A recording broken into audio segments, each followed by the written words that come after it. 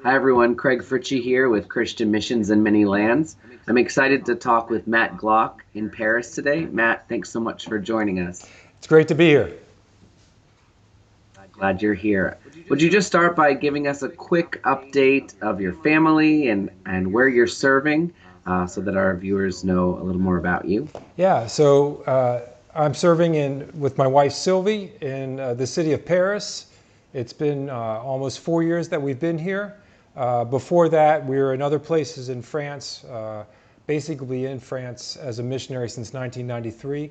We have three children: Anastasia, our oldest, then Pascal, and then Juliet. Thanks, Matt.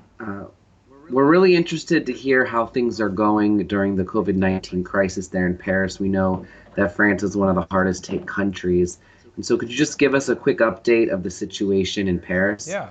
So basically, when things started getting bad and they asked us to stop meeting publicly, that really caused us in all the churches in France, okay, what do we do?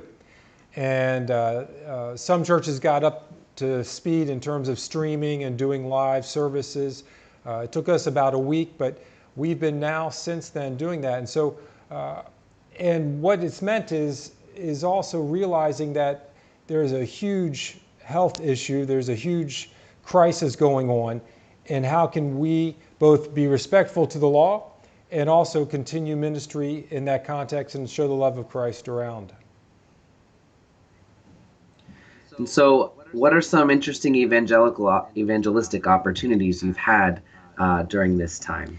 You know, I think one of the main things has been to really stay in touch with the networks that we already had.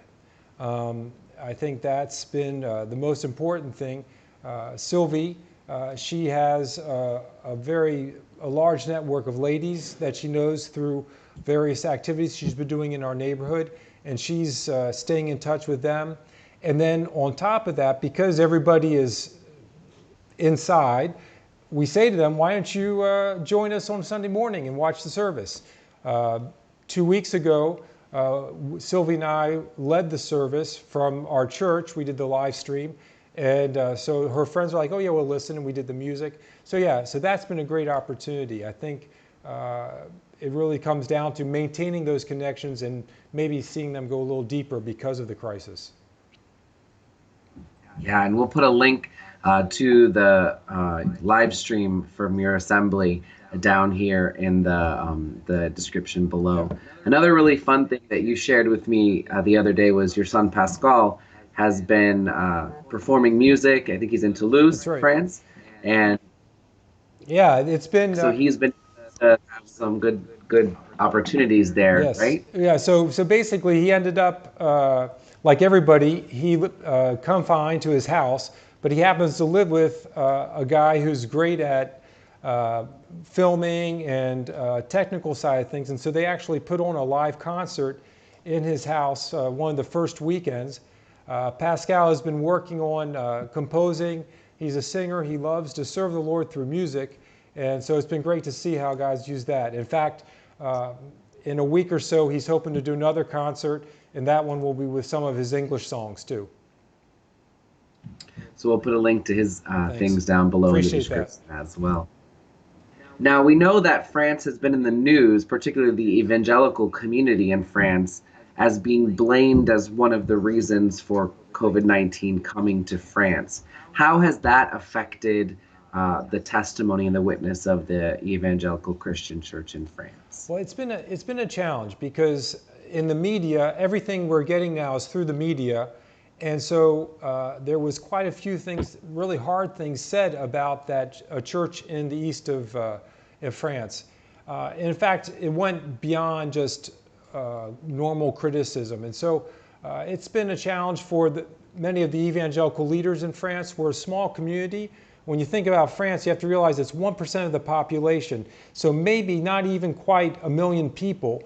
And we're fairly close-knit. A lot of people know each other. So it's been a challenge to both, on one level, respond appropriately to the criticism and to say, hey, you can't talk about it that way because it really isn't true what you're saying.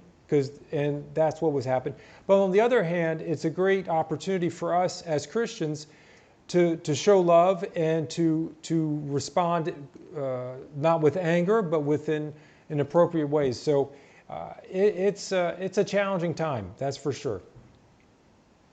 Yeah, thanks, Matt. Is there anything in particular we could be praying for you about during this time?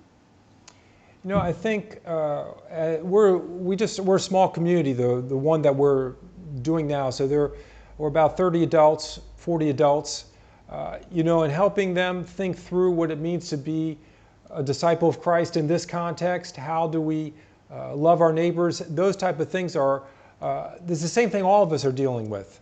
And our hope is that maybe this process will give us a chance to think about next steps also. How are we going to really be active evangelistically? That's a huge challenge for us. So pray for us in that way, that God would show us where He wants us to be, where He's working, and that we can follow Him into that. Great. We'll definitely do that. Thank you so much for your time, Matt, and we look forward to hearing from you again. It's great sharing this way. Thanks, Craig.